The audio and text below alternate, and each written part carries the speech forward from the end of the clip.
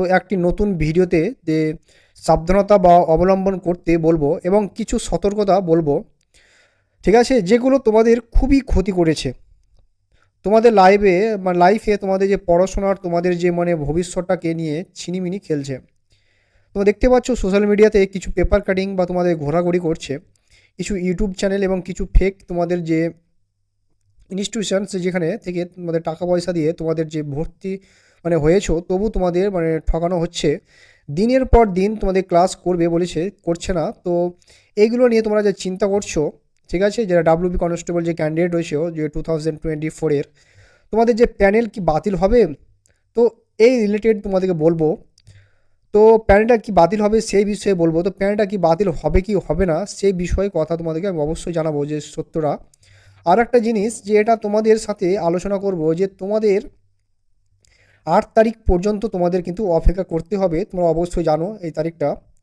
তো 8 তারিখের পর্যন্ত তোমাদের অপেক্ষা না করলে তোমাদের সঠিক যে আপডেট কি ঘটনা হবে এই এটা জানতে পারবে না, ঠিক আছে। তো আরেকটু ধৈর্য ধরে অপেক্ষা কিন্তু করতে হবে। তো পেপারে একটা বিজ্ঞপ্তি দেখাচ্ছে পেপার কাটিংয়ে, সেখানে দেখতে পাচ্ছ বা দেখাচ্ছে যে তোমাদের প্যানেল নাকি বাতিল হতে পারে, বা ওবিসি যে এ ওবিসি বি যে এই যে দ্বন্দ্ব বাঁধানোর চেষ্টা চলছে। এরা 7%, 17% কি হবে কি হবে না, প্রত্যেকটা সময় টাইম টু টাইম কিন্তু চ্যানেলে আছে। কিছু ফেক নোটিশের মাধ্যমে বিভিন্ন জায়গা থেকে এই নোটিশগুলো আসে, এসে বিভ্রান্ত করা হয়। তো ছাত্রছাত্রীকে রেজাল্ট আসছে কি আসছে না কেন, প্রত্যেকটার জন্য যে তোমাদের যে রেজাল্ট আপডেট তুমি দেখতে থাকছো প্রত্যেকটা ইউটিউব চ্যানেলে, এই জন্য তুমি মন খারাপ হয়ে তোমাদের যে পড়ছো ডিপ্রেশনে, ঠিক আছে। তো দেখো, একটা যে স্টেট বা ফরওয়ার্ড উত্তর হচ্ছে যে ওবিসি কেসের যে একটা যে স্টেট কি পরিস্থিতি আছে, সেটা কিন্তু একটা বিজ্ঞপ্তি অলরেডি চলে এসেছে পিআরবিতে, যে এই জায়গায় আছে ক্লিয়ার করে করতে বলছে জায়গাটা, যে কারণ একটা জায়গা না ক্লিয়ার করলে নতুন সরকার কিভাবে সেই জায়গাটা ধরতে পারবে। তো যে সে কি জায়গাটাতে দাঁড়িয়ে আছে, জায়গাটা ওবিসি কেসটা সেটা জানতে হবে, তাই ধৈর্য ধরে তোমাদেরকে অপেক্ষা করতে হবে। 8 তারিখের জন্য এই মুহূর্তে তোমাদের কিন্তু কাছে, ঠিক আছে, এক্সট্রা কোনো উপায় নেই। যে যার জন্য তোমরা আমরা অপেক্ষা করতে পারি। তো আমাদের পড়াশোনা করছি বা পরীক্ষা দিয়েছি, ইন্টারভিউ দিয়েছি, ইন্টারভিউ রেজাল্ট আসবে, ফাইনাল মেরিট আসবে, এইটুকুই আমাদের আর বাকি আছে। বাকি আর কিছুই কিছু বাকি নেই। তাহলে আমাদের বা ওইটুকু জিনিসটার জন্য আমাদের যে অপেক্ষা করতে হবে। আরেকটা সবচেয়ে বড় জিনিস যে আমাকে অনেকেই মেসেজ করে এবার যে রেজাল্ট কবে আসবে বা কাট অফ কত যাবে বা কত কাট অফ গেলে আমরা সেফ, এই মুহূর্তে এইসব কিছু বলা যাবে না। কারণ 50+ বা 54+ এরকম যাদের স্কোর আছে, যে কোনো স্টেট সবসময় ভালো স্কোর ফাইনাল বেস্ট কত যাবে, নতুন সরকার কীভাবে সেটাকে অ্যাকসেপ্ট করবে, কীভাবে বা জাজমেন্ট করবে, এটা সম্পূর্ণ খুব কঠিন ব্যাপার। তাই যা হয়ে গেছে সেটা নিয়ে আর চিন্তা করার কোনো কারণ নয়। সামনে কিছু রিকমেন্ড আসছে, সেগুলো নিয়ে তোমরা পড়াশোনা করো।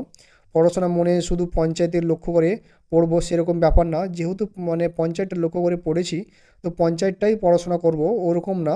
বা সামনে হয়তো বা পিএসসি ক্লার্কশিপ আছে, শুধু এটা ওইটা পড়বো এরকম না, ঠিক আছে। তো রাজ্য সরকারে একটা যে প্রিপারেশন হয় বা আবার সেন্ট্রালের জন্য কিছু আলাদা আলাদা চিন্তাভাবনা করতে হয় বিশেষ বিশেষ ক্ষেত্রে, ঠিক আছে। তাই সেই চিন্তাভাবনাগুলো একটু ভাগ করে পড়াশোনা করতে হবে। তো এখন আমি যদি সংরক্ষণ ইন্টারভিউ দিয়ে এসেছি, রেজাল্ট কবে আসবে এই পড়ে বসে থাকি, তাহলে আমার বা আমরা পড়াশোনাও হচ্ছে না, সময়টা আর হয়ে যাচ্ছে না, ঠিক আছে। আর মেন্টাল ডিপ্রেশনও চলে আসছে। আর যেটা জানার বিষয় যে তোমাদের প্যানেল বাতিল হচ্ছে কি না, কারোর কোনো প্যানেল বাতিল হচ্ছে না, তো এরকম কোনো খবর নেই। রেজাল্ট খুব দ্রুত বের করার চেষ্টা চলছে এবং তার সাথে সাথে গ্রুপে বা যে এ বি গ্রুপ সি, যে তোমাদের এভাবে কিন্তু 4টে বিভাগের গভর্নমেন্ট কিন্তু কী কী ভ্যাকান্সি রয়েছে সেই ভ্যাকান্সিগুলো পর্যালোচনা করা হচ্ছে, ঠিক আছে। তো জমা দিতে বলা হয়েছে যাতে খুব দ্রুত বা সেখানে নিয়োগ করা হওয়া যায়। তো এটা একটা হিউজ বা অপরচুনিটি, তোমরা যে নিজেরাই জানো না যে কত বড় সুযোগ। কারণ সরকার নতুন যখন আসে তো প্রথম 3টে বছর অনেক অপরচুনিটি নিয়ে আসে। সেই হোক ঠিক আছে। তো এক্স ওয়াইজে কিন্তু যখন আস্তে আস্তে পূর্ণ হয়ে যায় তখন কিন্তু রিকোয়ারমেন্ট কমে যাবে। তাই প্রথম 3 বছর নিজেদের সমস্ত অধিকার ছিনিয়ে নিতে গেলে পড়াশোনা হচ্ছে প্রধান অস্ত্র। আর পড়াশোনা বাদে, পড়াশোনার সাথে সাথে যাদের পড়াশোনা করবে তার সাথে সাথে যারা পুলিশের চাকরি বা ডিফেন্স চাকরি করতে চাও, তো মাঠটা মাস্ট, মানে সপ্তাহে 3টে দিন কিন্তু মাঠে যেতেই হবে। মাঠে যাওয়াটা মাস্ট, বা আমরা যদি শুধু পড়াশোনাই করি, পড়াশোনার সাথে সাথে যদি মাঠে না যায় তো তাহলে কিন্তু হবে না। পুলিশ বিভাগের চাকরি প্রচুর ভ্যাকান্সি যেহেতু রেডি হয়ে আছে, সেগুলো এক এক করে যখন বের হবে তখন তোমাদের কাছে যে সময়টা থাকবে না, ঠিক আছে, মাঠটা ধরে রাখো। সপ্তাহে 3টা দিন, নেক্সট যে মানে বললে যে লাস্ট যেটাই মানে হবে সেটাই কিন্তু না। কিছু কিছু ইনস্টিটিউশন আছে যেটা মানে অস্বাভাবিক পুলিশ ডিপার্টমেন্টের জন্য বা অস্বাভাবিক কোচিং সেন্টার আছে, একটা বড় জায়গায় জুড়ে কিছু টাকা পয়সা তারা ব্যক্তিগত খরচা করে সেখানে ইনভেস্টমেন্ট করে একটা মানে ইনস্টিটিউশন খোলা হয়েছে, পড়াশোনা করানো হয়, পড়াশোনা হয়, যেখানে প্রথম বা ডকুমেন্টস জমা নিয়ে নেওয়া হয়, ঠিক আছে, কিছু টাকা জমা নিয়ে নেওয়া হয়। এরকম কিছু ইনস্টিটিউশন আছে যেগুলো মানে সেগুলো এই সুযোগ মানে নতুন যেহেতু রিক্রুটমেন্ট আসছে, সবাই জানে যে আসছে, এই সুযোগ প্রচুর টোপ দেবে ছাত্রছাত্রী বা বাবা মাকে, ছাত্রছাত্রীকে যে পুলিশ চাকরি করে দেওয়া হবে, কিন্তু এই সব জায়গাতে না পড়ে হাজার হাজার ছেলেমেয়ের চাকরি ফিরছে, এটা মাথায় রাখবে। কিন্তু তাই কোথাও কিছু জমা দেওয়ার আগে মানে ফালতু টাকা পয়সা খরচা করার আগে কারোর সাথে আলোচনা করবে। আমার মতো যদি যদি যে যোগাযোগ করার কেউ থাকে তাও করবে, ঠিক আছে, যদি না হলে অন্য কারোর সঙ্গে যোগাযোগ করে সেই জায়গাটা জমা দেবে। তো যদি এড়িয়ে অনেক মানে তোমাদের বলে রাখি, যদি এড়িয়ে অনেকেই দেখবে যদি এমন মানে এমনি চাকরি পেয়েছে, তাদের সঙ্গে যোগাযোগ করতে পারো যে তোমরা কীভাবে এমনি পেয়েছো, তাদের সাথে 10 মিনিটে বসে কথা বলবে যে দাদা কী ভাবার কী ব্যাপার, কীভাবে পড়াশোনা করতে হবে, এভাবে আলোচনা করা যায়।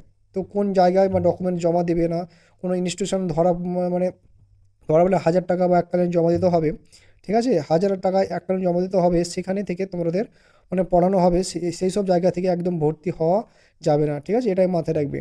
টাকা পয়সা ফ্রি চ্যানেল যেগুলো মানে আছে সে লক্ষ্য রাখবে।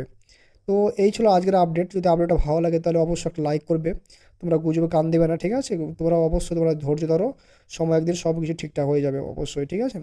তো ভালো থেকো, সুস্থ থেকো, জয় হিন্দ, জয় ভারত।